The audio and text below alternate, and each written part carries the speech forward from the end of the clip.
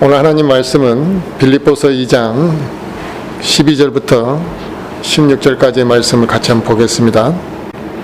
그러므로 나의 사랑하는 자들아, 너희가 항상 순종하는 것 같이 내가 있을 때뿐 아니라 지금 내가 없을 때에도 더욱더 순종하여 두려움과 떨림으로 너희 자신의 구원을 일하여 드러내라.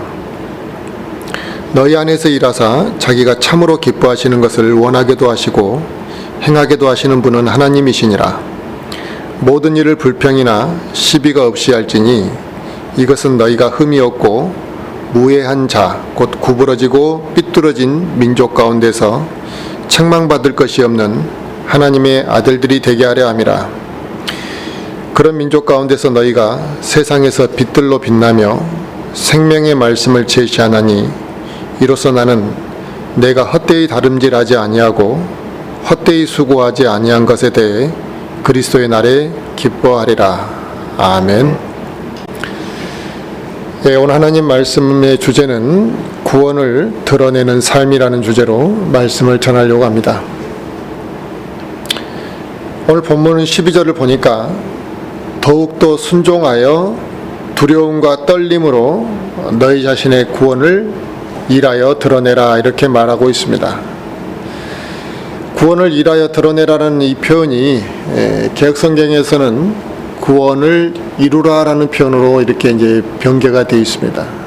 그러니까 구원을 일에서 드러낸다라는 의미하고 구원을 이루라는 말은 하늘과 땅 차이입니다.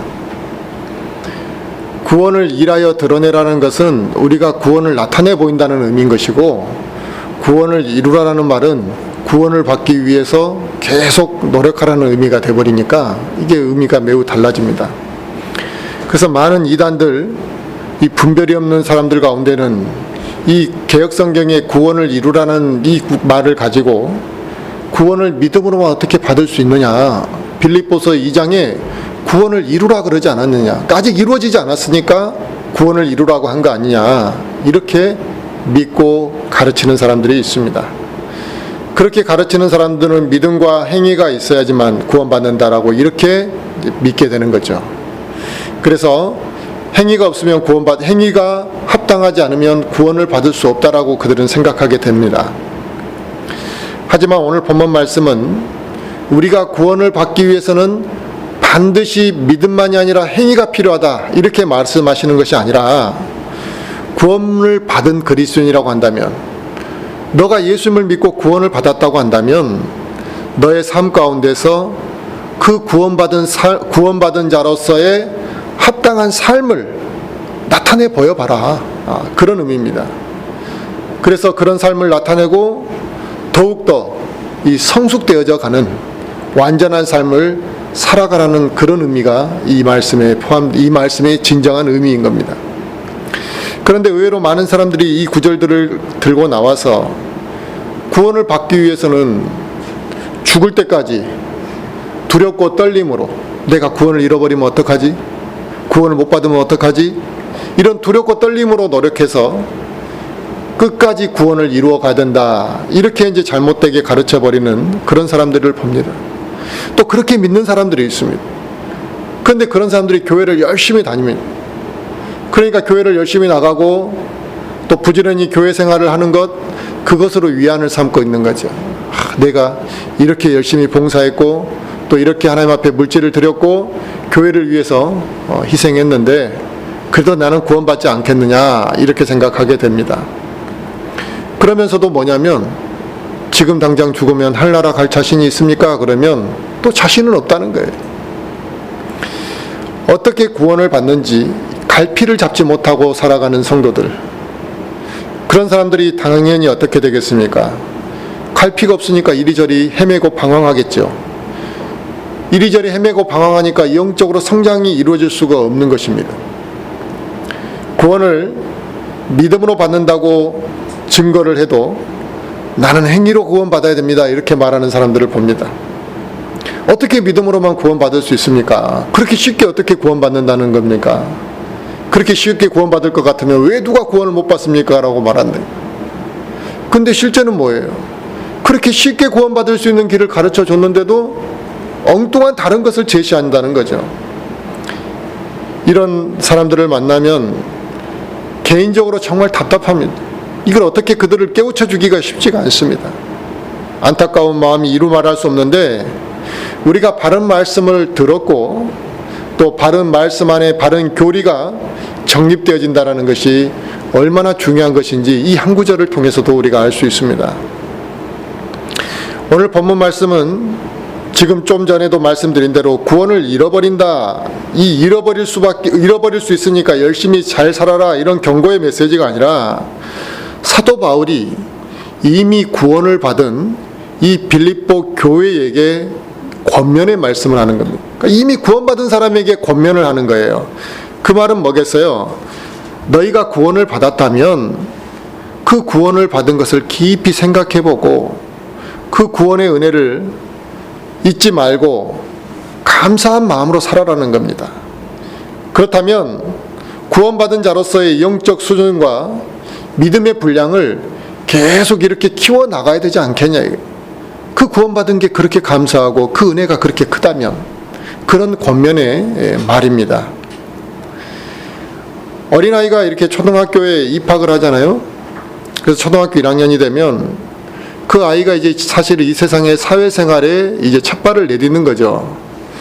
그런데 초등학교 1학년 어린아이들을 보면 누가 봐도 이게 초등학생 같지가 않아요. 아직도 유치원 어린아이의 그 때가 묻어 있는 거죠. 병아리 같은 아이들이라. 그래서 그들은 초등학생이지만 실수투성이죠. 엄마의 손을 필요로 하고 또 도움을 많이 필요로 하는 그런 아이들입니다. 그래서 선생님의 보살핌도 많이 필요하다.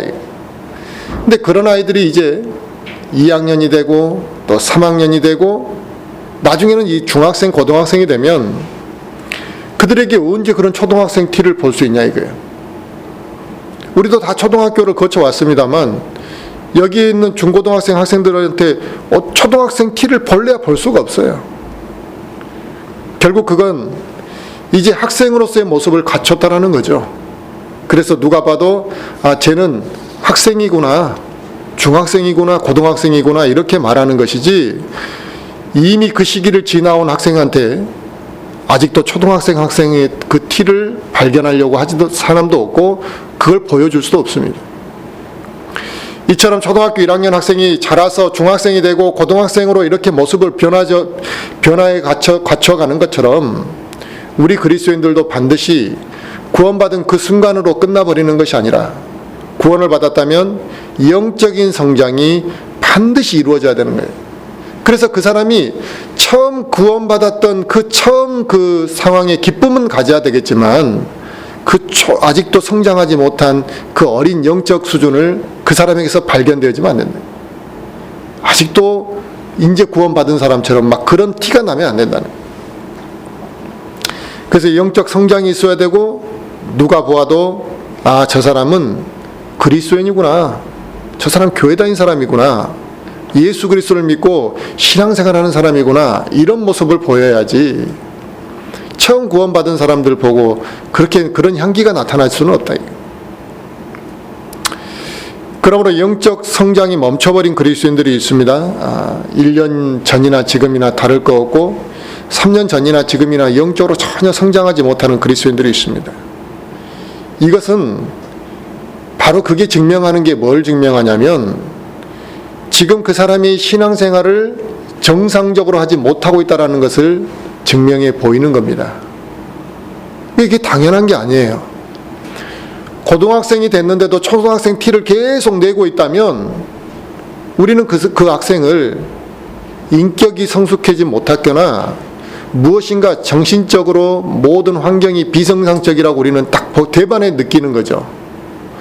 마찬가지로 그리스도인이 3년이 지났는데 5년이 지났는데도 영적으로 전혀 성장하지 못하고 그 처음 구원받은 이야기밖에 못하고 그것이 전부인 것처럼 사는 것, 성장이 없는 사람, 이것이 바로 비정상적인 신앙생활을 하고 있다는 것을 스스로 나타내 보이고 있다 이거죠. 또 그것이 구원을 드러내는 이런 삶이 아니라 구원을 드러내 보이지 못하고 있는 그러한 모습의 생활을 하는 겁니다. 내가 지금 하루하루가 너무 바쁘고 내 일정이 막 빼곡하게 약속들이 많고 빠듯하다 할지라도 또 내 주변 환경이 너무나 어렵고 힘들다 할지라도 그게 영적으로 성장하지 못하는 변명이 될 수는 없습니다. 내가 바빠서 영적으로 성장할 시간이 없습니다. 내가 너무나 힘들고 어려워서 내가 영적으로 성장할 겨를이 없습니다. 이런 변명은 먹히지가 않고 인정될 수가 없다라는 거예요. 그래서 그리스도인이 영적 성장을 멈춘다면 그 상태는 더 이상 정상적인 신앙생활을 할 수가 없다라는 것을 알아야 된다는 겁니다. 그러므로 우리는 내가 구원받은 사람으로서 어떤 모습을 내 주변 사람에게 보여주고 있느냐 한번 그걸 돌아봐야 됩니다. 내가 지금 잘하고 있냐 이거예요. 초등학교 5학년으로 잘하고 또 중학교 1학년으로 잘하고 점점 자라가면서 그런 모습을 사람들한테 내가 보여주고 있는지 한번 돌아봐야 됩니다.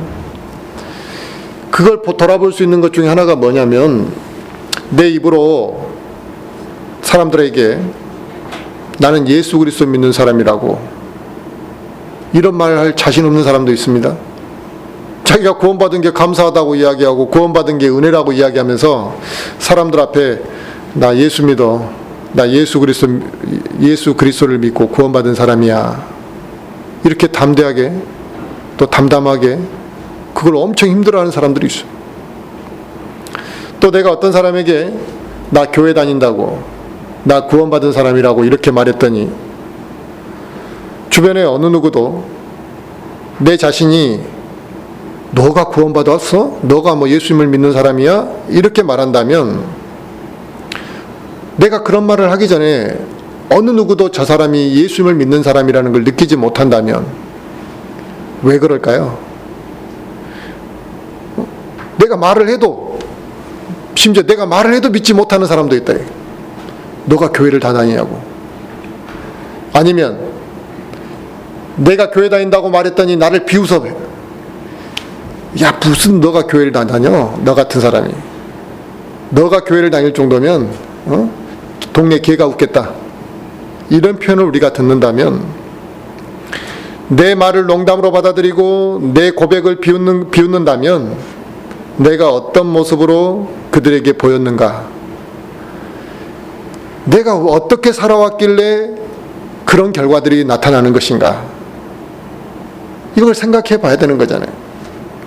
내가 그리스도인다운 삶을 살지 못했고 구원받은 이후에 영적으로 이렇게 성장해 가지 못했기 때문에 그런 결과들을 우리가 자초하고 있는 거라는 거죠. 교회는 구원받은 형제 자매들로 구성되어 있습니다. 그래서 우리가 다 주 안에서 형제 자매라고 부르고 다 구원받은 사람들만 모여 있잖아요. 우리가 다 구원받았으니까 우리가 이제 흔히 교제를 한다, 또 교제를 통해 세워준다 이런 표현을 합니다만 구원받았다 그래서 다 교제가 잘 되는 건 아닙니다. 어떤 사람은 세상 사람만 또 못한 사람도 있어요. 그래서 구원받은 그 사람하고 이야기하는 것보다 안 믿는 사람하고 이야기하는 게 훨씬 편할 때도 있어요. 그렇지 않습니까? 그래서 구원받은 사람이라고 해서 다 진정한 교제가 되어지는 건 아니라 이거예요. 왜 그럽니까? 구원받은 성도로서 지역교 안에 몸담고 있을지라도 그 사람이 그리스도인다운 말과 그리스도인다운 행실이 나타나지 않으면 그 사람과 마음을 터놓고 교제할 수가 없는 겁니다. 거리감이 생긴다 이거예요. 그런데 그런 그리스도인들과 어떤 좋은 교제가 이어질 수 있겠느냐 이거예요. 같은 구원받은 그리스도인이라 해도 저 사람과 교제가 안 되는데 세상에 믿지 않는 사람이 그 사람과 어떤 교제를 하겠냐 이거예요. 세상에 믿지 않는 사람이 그 사람을 볼 때 성경 지식도 없고 아무것도 없는 사람이지만 그 사람을 좋게 평가하겠느냐 이거예요.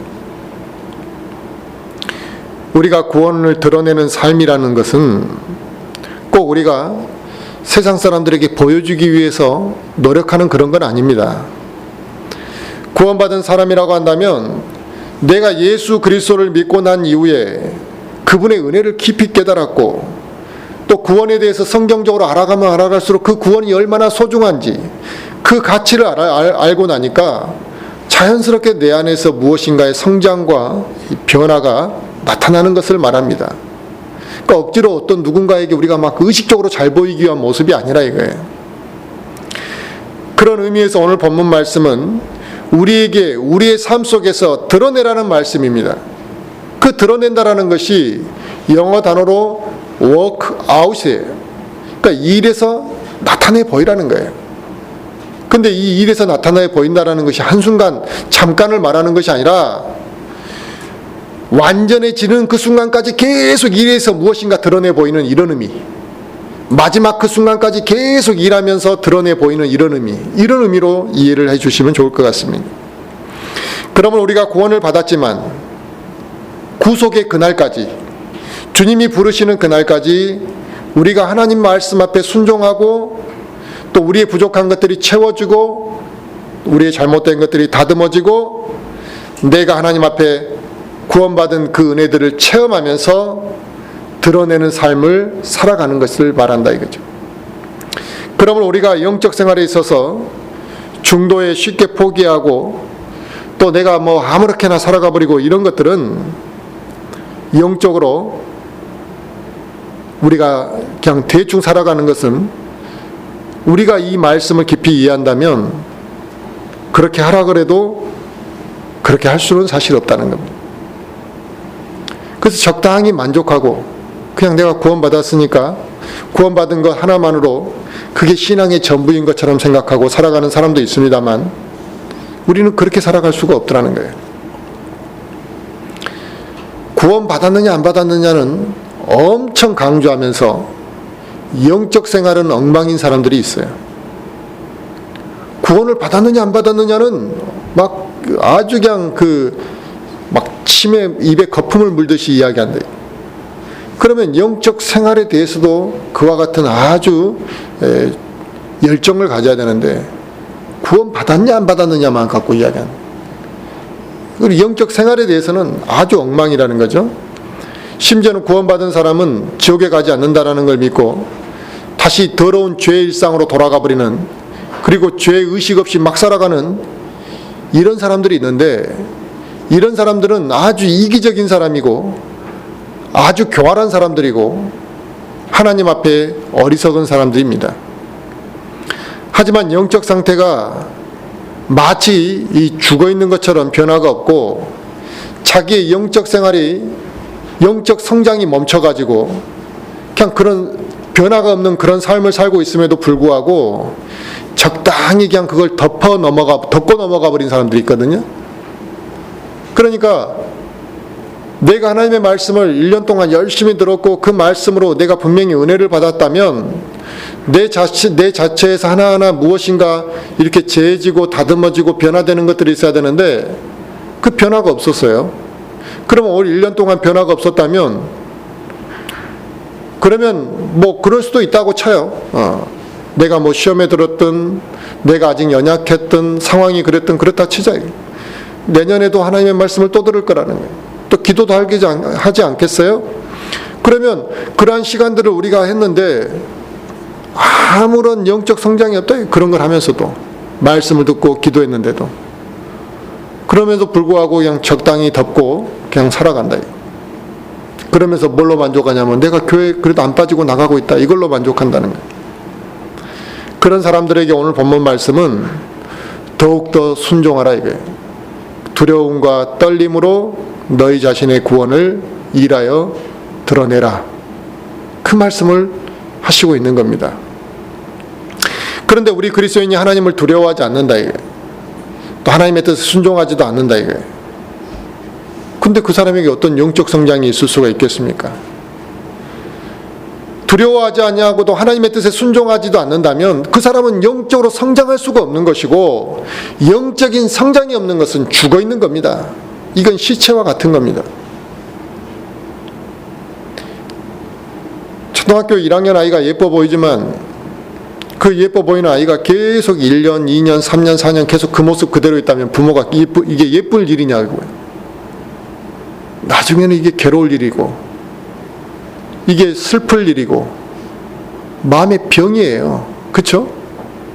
그 아이가 이제는 새 사회에 적응하고 엄마 아빠의 품을 벗어날 수 있는 준비를 해야 되는데 계속 초등학교 1학년이에요. 크게 기쁠 일이 아니라는 거예요.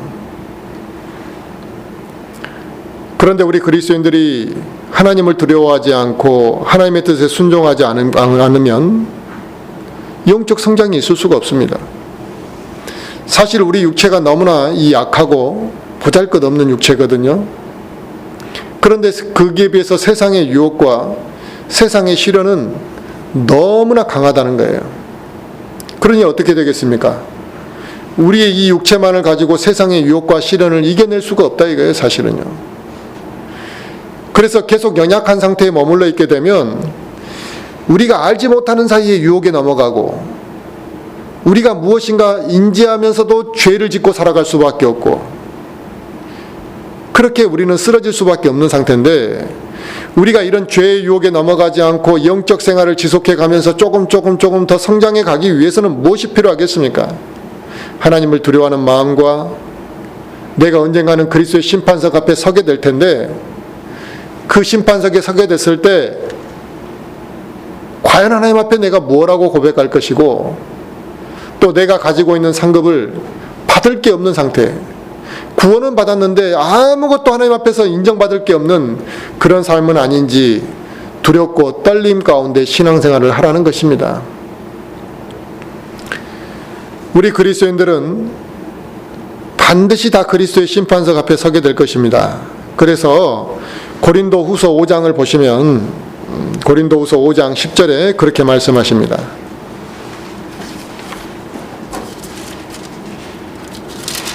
고린도후서 5장 10절 말씀을 보시면 우리가 반드시 다 그리스도의 심판석 앞에 나타나리니 이로써 각 사람이 좋은 것이든 나쁜 것이든 자기가 행한 것에 따라 자기 몸 안에 이루어진 것들을 받으리라 그랬습니다. 아멘. 좋은 것이든 나쁜 것이든 자기가 행한 것에 따라 자기 몸 안에 그 이루어진 것들을 나중에 받게 될 것이다. 우리 그리스도인들이 심판석 앞에 선단하는 것, 이것은 내가 그리스도인으로서 합당하게 살았느냐, 그렇지 못하느냐, 또 내가 이 세상에서 어떻게 살았느냐가 분명하게 심판받게 된다는 거거든요. 이 심판은 우리가 지옥으로 가느냐 마느냐의 형벌이 아닙니다.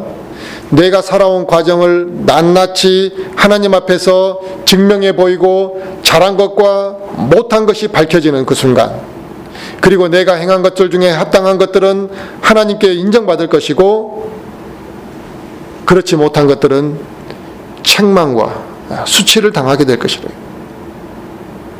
그래서 우리는 이 그리스도의 심판석 앞에 서게 될 것을 의식하고 살아야 되는 겁니다. 잊고 살면 안 되고, 우리의 구원은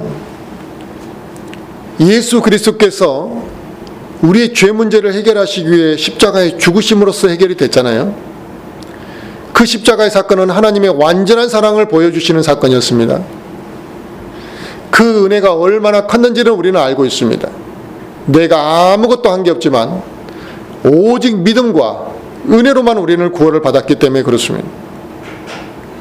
그리고 심지어 우리가 구원받은 이후에 또 죄를 짓고 하나님으로부터 멀어진 생활을 하고 그런 언행을 했음에도 불구하고 그 구원을 잃어버리지 않는 아주 우리에게 소중한 너무나 큰 사랑을 우리는 받았음을 압니다. 그 큰 은혜를 받은 우리가 계속해서 죄악 가운데 살아가고 그 은혜를 잊어버리고 살고 구원의 의미와 가치를 소중히 생각하지 않는 그런 사람들이 어떻게 되겠어요? 하나님 앞에 경배드리는 것을 우습게 하는 사람들이 그러겠죠. 그것은 하나님을 슬프게 하시는 것이요, 자기를 위해 죽으신 예수 그리스도를 슬프게 하는 것입니다. 바로 우리가 구원에 대해서 깊이 생각하고 하나님을 두려워하는 마음으로 살아간다면 이제 내가 그 은혜를 깊이 생각하면서 내가 정말 하나님 앞에 서게 될 날을 두려워하면서 살아간다면 나에게 주어진 시간, 나에게 주어진 건강, 이 몸을 어떻게 사용해야 되는지도 고민이 되는 겁니다. 그렇지 않습니까? 인생에 좀 철딱서니가 없는 아이들은요, 나이 30이 들어도 정신 못 차린 사람들은 계속 지 멋대로 놀고 먹는 것만 생각하잖아요. 10년 후, 20년 후, 또 자기가 자식을 낳았을 때의 문제를 생각하지 않고 살아간다. 그냥 당장 자기 즐거움만을 위해 살아간다는. 나중에 가서 후회하게 되잖아요. 마찬가지로 내가 그리스도의 심판석 앞에 서게 될 거라는 것을 망각하고, 구원의 은혜를 망각하고, 구원의 소중함을 모르고 살아가게 되면 지금 내 육신을 즐겁게 하는 것만 생각한다는 거예요. 놀러 가는 데에만 모든 정신이 팔려있고, 즐길 거리에만 정신이 팔려있고, 나를 만족시켜 줄 거에만 모든 마음이 쏟아져 있는 거예요. 우리가 예수 그리스도를 믿고 구원받았다는 것은 하나님의 영이 우리 안에 들어오셨다는 것을 의미하는 거거든요. 구원받았다는 건 결국 하나님이 그 사람 안에 거하신다는 겁니다. 그러므로 그분이, 내 안에 거하시는 그 하나님의 영이 나에게 무엇을, 부담을 주시는 거예요. 나에게 부담을 주실 뿐만 아니라 내 안에서 역사하기를 원하시는 거죠. 그 영이 활동하시는 거예요. 그런데 우리는 성령으로 인도받지 못하고 계속 뭐예요? 내 멋대로 살려고 하고, 내가 알아서 무엇인가를 다 결정해버리고 내 뜻대로 살아가기 때문에, 심지어 거기에다가 한술 더 떠서 이 썩어버리고 연약한 이 육신을 의지하고 이 육신을 신뢰한다는 거예요. 우리가 외모를 위해서 얼마나 많은 시간과 돈을 쓰는지 아십니까? 이 남자들도 말할 것도 없고, 비즈니스를 하고 밖에 나가서 일하는 사람들은 신발 하나, 옷 하나, 다 신경을 쓰고 돈을 쏟아붓습니다. 남자들도 말할 거 없지만 여자들은 더 심하죠. 여자들 머리 하나만 해도 사업이에요. 머리 하나. 손가락 하나만 해도 하나의 아이템이고 사업이라. 발가락 하나만 해도 사업이고. 그 한 부분, 몸의 한 부분을 위해서도 하나의 산업의 한 부분이라니까요. 그만큼 사람들이 그 부분을 위해서 돈을 많이 쓰니까. 그런데 우리는 내 영적인 부분을 위해서 시간을 쓰지 않고, 물질을 쓰지 않고, 관심을 기울이지 않는다. 이 썩어버린 머리카락을 위해서는 우리가 모발을 어떻게 하면 더 예쁘게 하고 할 것인가 때문에 돈도 쏟아붓고 시간도 쏟아붓고 많은 애정을 쏟아붓는데, 내 혼과 내 영을 위해서는 그렇게 하지 않는다. 너무 무관심하다. 다듬을 마음도 없고, 씻어줄 마음도 없고, 관리를 해줄 마음도 없다. 그냥 방치한다. 그래서 내가 성령님께 의지해서 무엇인가 살아가는 것이 아니라 내 썩을 육신을 강하게 신뢰하고 살아가다 보니까, 내 육신에, 눈에 보이는 이 육신만을 의지하고 살아가다 보니까 우리 그리스도인들도 내 의를 드러내는 삶, 또 영적인 삶을 실패하고 그리스도인으로서 구원을 드러내는 삶을 실패하는 삶을 살아가는 것입니다. 외모를 신경 쓰지 않으라는 뜻이 아니라, 우리가 외모를 신경 쓰는 것만큼 우리의 내적인 것도 신경을 써야 되는 거 아니냐. 우리의 영적인 것을 그만큼 더 소중히 여겨야 되는 거 아니냐, 이 말입니다. 우리의 이 연약한 육신, 이 더러운 죄덩어리가 십자가에 못 박히지 아니하고 아직도 이 몸을 너무나 소중하게만 생각하면 우리가 영적 생활을 실패할 수밖에 없고, 하나님의 그 말씀 앞에 우리가 온전히 그 길을 걸어가지 못하고 쓰러질 수밖에 없습니다. 오늘 우리가 빌립보서 2장 본문 말씀 13절에 뭐라 그랬습니까? 너희 안에 일하사 자기가 참으로 기뻐하는 것을 원하게도 하시고 행하게도 하시는 분은 하나님이시니라 그랬습니다. 구원받은 그리스도인이 자기 자신의 옛사람 있잖아요. 내가 구원받기 전에 그 완악한 모습의 옛사람을 십자가에 못 박게 되면 이제는 내가 일하는 것이 아니라 내 안에서 하나님께서 일하신다는 것입니다. 내 안에서 하나님께서 일하시게 되니까 어떤 일이 벌어지겠습니까? 변화가 되는 거죠. 그런 경우들이 있어요. 이제 내가 이 책상을 쓰다 저 책상을 쓰는 경우들이 있잖아요. 이제 학교에서도 그러고 회사에서도 그러고, 내가 쓰던 책상에서 저쪽 책상으로 가게 되면 그 사람이 쓰던 걸 아무렇지도 않게 쓰는 사람은 없습니다. 한번 닦고 위치를 바꾸고 뭐 정리정돈을 하고 뭐하고 그러면서 자기 화를 만드는 거예요. 그러고 써요. 뭐 저도 수없이 받고 했지만 단 한 사람도 그 사람 전에 썼던 사람 걸 그대로 아무렇지 않게 쓰는 사람은 없습니다. 그렇다면 하나님께서 내 안에서 일하실 때 어떻게 내 육신의 그 상태를 그대로 쓰시겠습니까? 닦고 버리고 변화시켜서 나를 사용하실 거라는 거예요. 그래서 하나님께서 내 안에 일하실 때 나를 변화시키는 것이고 내가 무엇인가를 할 때 변화되는 것이 아니라 하나님이 내 안에서 역사하실 때 변화되어지는 것입니다. 그러니까 우리는 무엇만 하면 됩니까? 하나님이 내 안에 쓰시도록 내 몸을 내놓기만 하면 되는 것이다. 그래서 로마서 12장에 사도 바울이 말하기를 너희 몸을 거룩하고 하나님께서 받으실 만한 살아있는 희생물로 드리라 그랬지, 너희가 알아서 살아있는 희생물처럼 열심히 하나님을 섬겨라 이런 뜻이 아니었어요. 너희 몸을 그냥 거룩하고 하나님께서 받으실 만한 희생물로 드리라 이거예요. 그러면 하나님이 너희를 사용하실 거라는 거죠. 하나님께서는 우리를 구원하셨을 뿐만 아니라 우리 안에서 역사하시며 또 우리에게 능력을 더해 주시고 우리에게 힘을 주시는 분이십니다. 그러므로 결코 우리를 홀로 내버려 두시는 분이 아니시기 때문에 우리가 그분이 우리 안에서 역사하시고 또 그분이 우리가 주님을 의지하고 살아간다면 우리 구원을 삶 가운데서 드러내 보이는 것이 그렇게 어려운 일은 아니라는 것입니다. 그래서 우리가 하나님이 내 안에서 역사하실 때 결국 우리가 영적으로 조금씩 성장해 가는 것입니다. 그래서 성숙한 그리스도인이라는 것은 이 영적인 성숙이 조금씩 더 성숙해 가면서 성숙한 그리스도인이라고 하는 표현을 쓰는데 결국 그것은 뭐겠어요? 하나님이 그 사람을 더욱더 많이 잠식하면 잠식할수록 영적 성장이 더 이루어지는 것이고 영적으로 더 많은 변화가 그 사람에게서 나타나게 되는 것입니다. 그래서 좀 전에 13절 말씀에 자기가 참으로 기뻐하시는 것을 원하게도 하시고 행하게도 하시는 분은 하나님이시라는 거예요.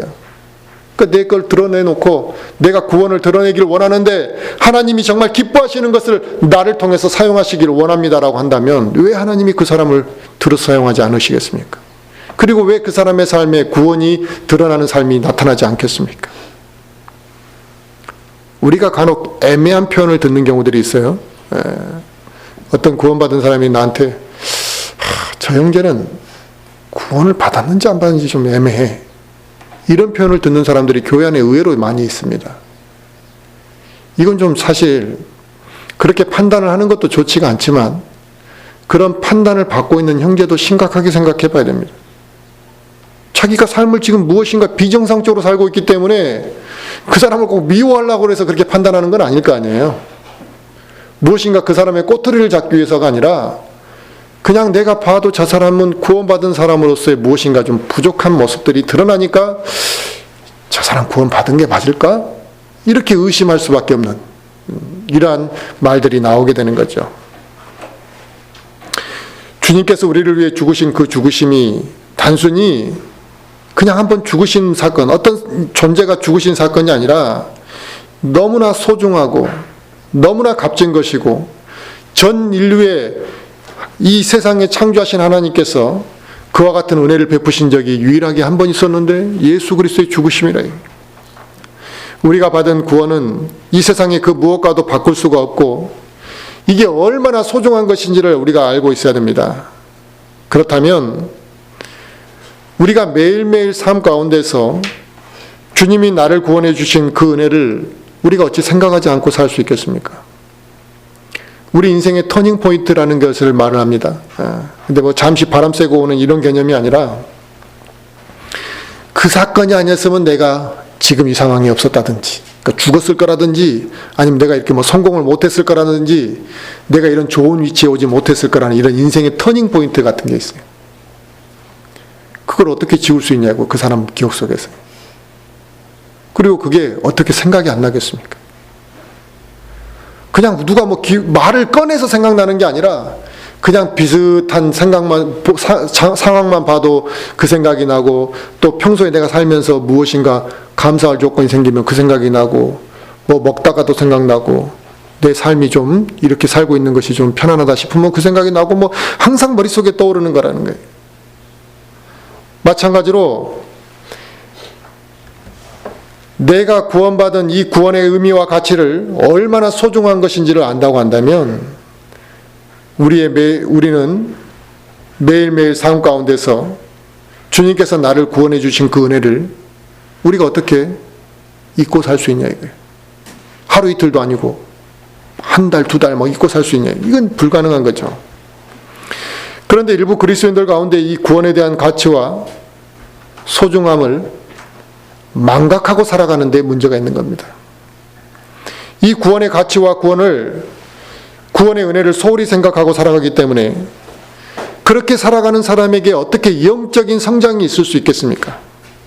그 사람 삶 속에서 그리스도의 모습이 어떻게 드러날 수가 있겠습니까? 그런 영적 상태는 하나님을 두려워하지 않습니다. 어리석고 교만한 마음을 가지고 살아가는 사람들이지 하나님을 두려워하는 사람들이 아니라는 겁니다. 그러므로 바른 영적 생활을 영위하지 못하고 있는 내 자신이 그런 지금 상황이라고 한다면 지금 자기 상황을 합리화하려고 하면 안 됩니다. 또 그걸 그냥 방치해서도 안 된다는 겁니다. 내가 변화되어지기를 진심으로 원하고 그 구원을 드러내기를 내가 원한다면 왜 하나님께서 그 사람 안에서 역사하지 않으시겠습니까? 근데 자기가 변화되기를 원하지 않는 거예요. 변화되어지는 걸 두려워하는 사람들이 있습니다. 그래서 그런 사람 안에서 하나님이 역사하지 않는 것이지 하나님 나 정말 변화되어야 되겠습니다. 내가 이런 인생을 지금까지 살아왔는데 계속 그렇게 살아갈 수 없습니다. 이 더럽고 죄악된 생활에서 이제는 벗어나랍니다. 그리고 내가 구원을 드러내는 삶을 살고 싶습니다. 정말 하나님 나 좀 도와주십시오 그러는데 왜 하나님이 그 사람을 안 도와주시겠습니까? 또 오늘 본문 14절에 뭐라 그랬습니까? 빌립보서 2장 14절에 모든 일을 불평이나 시비가 없이 하라고 그랬습니다. 이 불평과 원망과 시비는 결코 그게 하나님으로부터 나오는 것이 아니기 때문에 그렇습니다. 이것은 어떠한 일에도 예외가 없습니다. 우리가 잘 알고 있듯이 이스라엘 백성들은 하나님의 은혜로 이집트에서 노예 생활로부터 구원받은 사람들이거든요. 노예 생활에서부터 자기들이 뭐 스스로 잘나서 구원받은 게 아니라 이게 하나님의 은혜로 그들을 데리고 왔습니다. 그들이 전쟁에서 이긴 것도 아닙니다. 그냥 하나님이 그들을 은혜로 그냥 다 그들을 데리고 나왔습니다. 그런데 그들이 광야 생활 가운데서 불평과 시비로 인해서 어떻게 됐습니까? 하나님의 심판을 받았어요. 뭐 때문에요? 불평과 시비 때문에. 자, 고린도전서 10장을 한번 보겠습니다.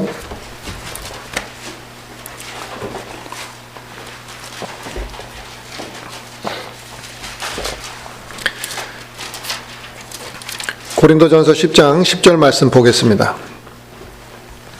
또한 그들 중에 어떤 자들이 불평하다가 파멸시키는 자에게 멸망을 당하였으니 너희는 그들과 같이 불평하지 말라 그랬습니다. 아멘.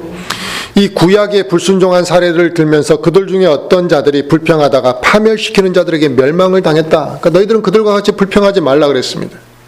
이처럼 그리스도인 안에 불평과 시비가 그 사람 안에 있게 되면 그 사람이 어떻게 구원의 은혜를 표출할 수가 있겠냐 이거예요.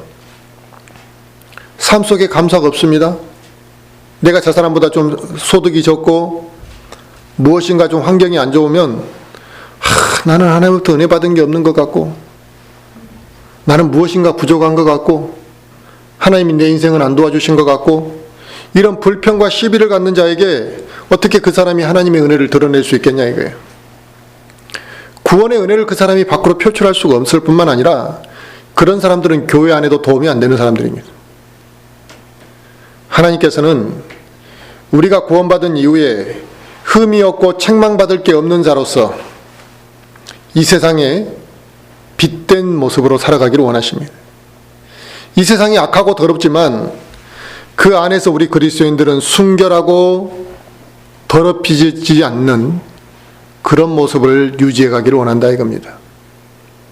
그러므로 우리 그리스도인들은 다른 사람으로부터 책망과 비난받을 일을 하지 않아야 되고, 만약 내가 그런 삶을 살았다면 어떻게 됩니까? 내가 또 그런 행동을 했다면 회개하고 또 우리가 그게 그리스도인이든 아니든 사과해야 되는 거죠. 우리 그리스도인은 온전히 순전한 마음을 추구하고 교회 안에서뿐만 아니라 세상 밖에서도 책망받을 일이 없도록 우리는 살아야 됩니다. 그래서 교회 안에서도 비난을 받고 세상 밖에서도 비난을 받는다는 것은 이 사람은 그리스도인으로서의 아주 심각한 문제를 안고 있는 사람이죠. 우리 그리스도인은 세상과 성별되어진 사람들이고 세상에서 더러운 것들로부터 더럽혀지지 않아야 되는 것들입니다. 이 더럽혀지는 것들이 심각한 죄악만을 이야기하는 게 아니거든요. 사람들한테 특별히 눈에 띄지 않는 죄악을 범하지 않으면 자기가 그렇게 더러운 죄인이라는 걸 잘 모르는 사람들이 있어요. 에베소서 5장 한번 볼까요? 에베소서 5장.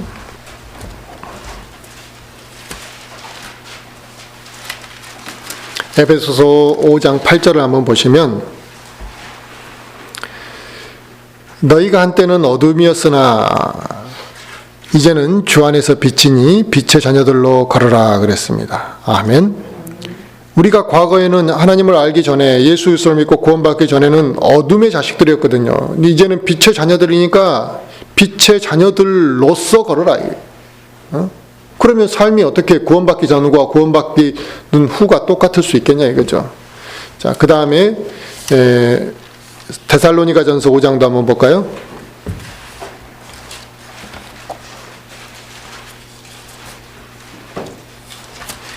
데살로니가전서 5장 5절부터 11절까지 한번 보겠습니다. 데살로니가전서 5장 5절부터 11절. 너희는 다 빛의 자녀요 낮의 자녀니라. 우리는 밤이나 어둠에 속하지 아니하니 그러므로 우리는 다른 사람들처럼 잠자지 말고 오직 깨어 정신을 차리자.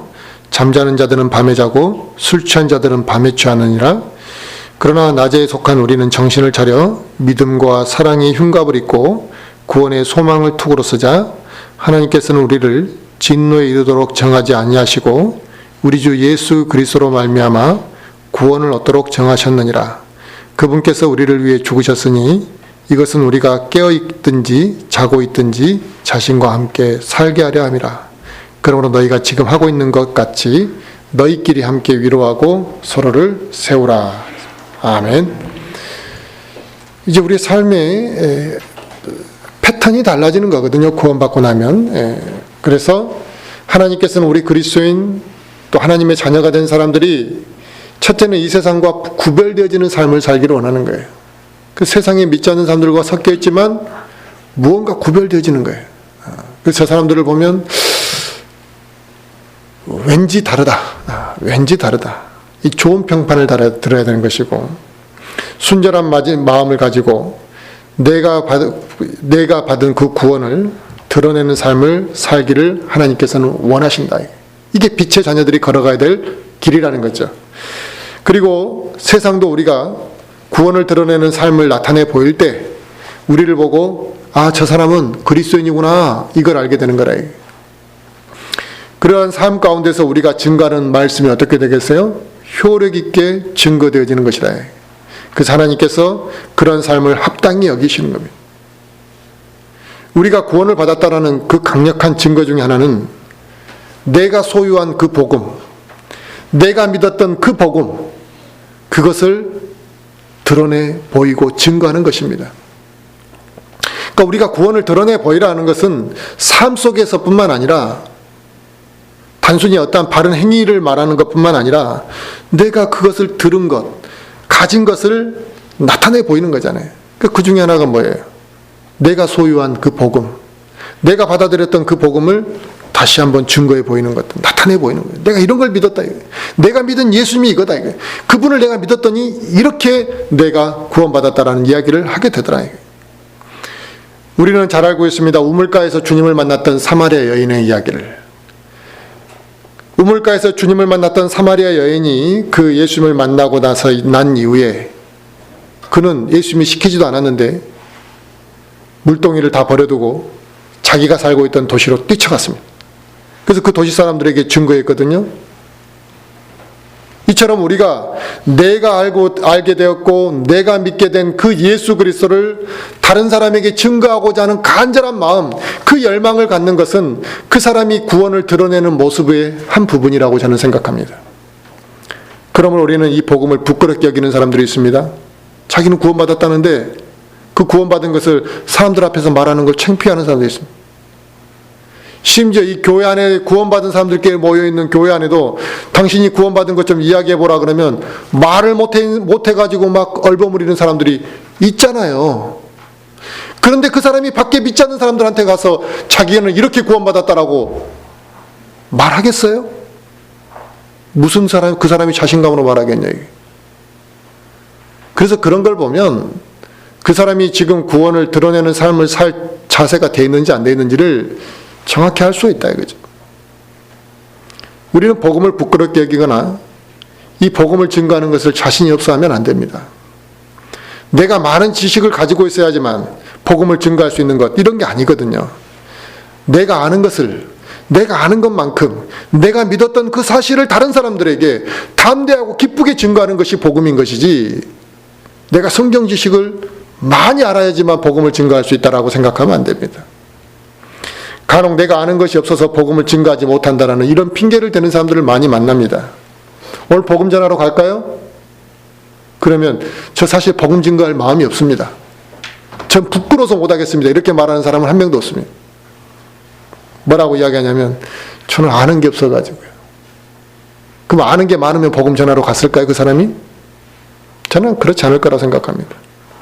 복음에는 지식과 말솜씨가 있으면 도움은 되겠지만 그것이 복음을 전하는 전부가 될 수는 없습니다. 내 마음으로, 내 삶으로 증거하는 것이고 우리의 입으로 증거하는 그 복음이 효력 있게 증거되기 위해서 우리는 뭐예요? 구원받은 것을 드러내는 삶을 살아야 되는 것입니다. 내가 그렇게 살고 있으면 복음을 전하기가 좋고 효력을 나타낸다는 거죠. 그러면 하나님께서 믿지 않는 자들 앞에서 우리가 복음을 전할 때 담대하게 복음을 증거하도록 도우실 거라는 사실입니다. 믿지 않는 사람들은 이 세상에 대해서 점점 도와주고 이 세상은 점점 행복해지고 점점 편해지고 아름다워질 거라고 생각하지만 하나님은 그렇게 보지 않으십니다. 이 세상은 타락해 가고 있고 더욱더 죄악 가운데 죄가 더욱더 많아진다고 보십니다. 겉으로는 이 세상이 깨끗해 보이고 좋아 보이지만 더럽고 완악한 이 세상에 줄 수 있는 희망이 뭐겠습니까? 예수 그리스도 그분 외에는 이 세상에 줄 수 있는 희망이 없습니다. 그 어떠한 것도 이 세상에 희망이 될 수가 없습니다. 그러기에 우리는 우리 주변 사람들에게 복음을 증거해야 되는 것이고 그들에게 생명의 말씀이 증거되기 위해서 더욱더 많은 복음이 증거되고 효력 있게 증거되기 위해서 내가 구원받은 사실, 내가 믿은 그 복음을 증거하고 나타내 보일 수 있어야만 한다 이겁니다. 우리는 주님이 오실 그날까지 이 땅에 잠시 몸담고 살 사람들입니다. 이 세상을 사는 동안 우리에게 주어진 사명은 주님을 만나는 그날까지 우리가 받은 그 구원을 드러내는 삶을 사는 것이 우리에게 주어진 첫 번째 사명입니다. 그리고 그 구원을 우리가 온전히 드러내는 삶을 살기 위해서는 어떻게 되겠습니까? 내가 그 구원에 대한 소중함을 알아야 될 것이고 또 내 안에 하늘나라에 대한 소망이 풍성하고 강력하게 나타날 때만이 그 구원을 표출시킬 수가 있는 겁니다.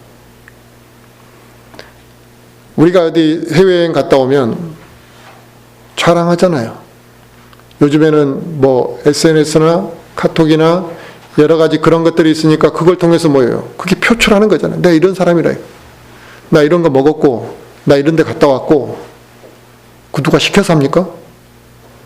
자기가 좋으니까 하는 거라. 또 자랑하고 싶으니까 한다. 그 자랑하고자 하는 열망이 자기 안에서 폭발시키겠다. 그래서 많은 사진들을 올린다. 마찬가지로 하늘나라에 대한 소망이 우리 안에서 강하게 나타날 때 그 구원을 우리가 표출시킬 수가 있는 거지. 내가 복음을 전하는 것도 자신이 없고, 구원받은 사실도 사람들 앞에 말하는 것도 자신 없고, 구원에 대한 간증도 못하고, 이것은 그 사람 안에 하늘나라에 대한 소망이 없다라는 거예요. 그러므로 우리는 단순히 구원받았다는 그 사실 한 가지만을 가지고 만족할 것이 아니라 주님을 다시 만나는 그날까지 내가 구원을 드러내는 삶을 살아야 된다는 것입니다. 우리의 인생이 그저 아름다운 장밋빛 인생만은 있는 게 아닙니다. 우리의 인생의 일부분이 아름답고 멋질 수는 있지만 사실 우리의 인생은 시험과 고통 가운데 있고, 질병과 사고가 계속 우리 안에는 있고, 손실과 유혹과 제약과 부패가 우리 안에 있고, 죽음과 슬픔 가운데 우리는 살아가고 있습니다. 그런데 이런 세상 속에서 우리의 인생을 풍성하게 만들 수 있는 유일한 방법이 무엇이냐 이거죠. 예수 그리스도를 믿고 구원받은 우리가 저 하늘나라에 대한 소망을 품고 살아가며 하나님의 일에 동참하는 것이 우리의 인생을 의미 있게 만드는 유일한 방법이라는 것입니다. 그리고 우리는 그래서 두렵고 떨림으로 구원을 드러내는 삶을 반드시 살아야 하는 것이지, 이게 선택사항은 아니라는 거예요. 오늘 이 시간 내가 구원받은 그 사실, 내가 그 구원의 은혜를 어떻게 생각하고 있는지를 다시 한번 생각해 보시고, 그것을 내가 삶 속에서 두렵고 떨림 가운데서 어떻게 드러내며 살 것인지를 하나님 앞에 고백하고 결단하는 그 시간이 되기를 간절히 바랍니다.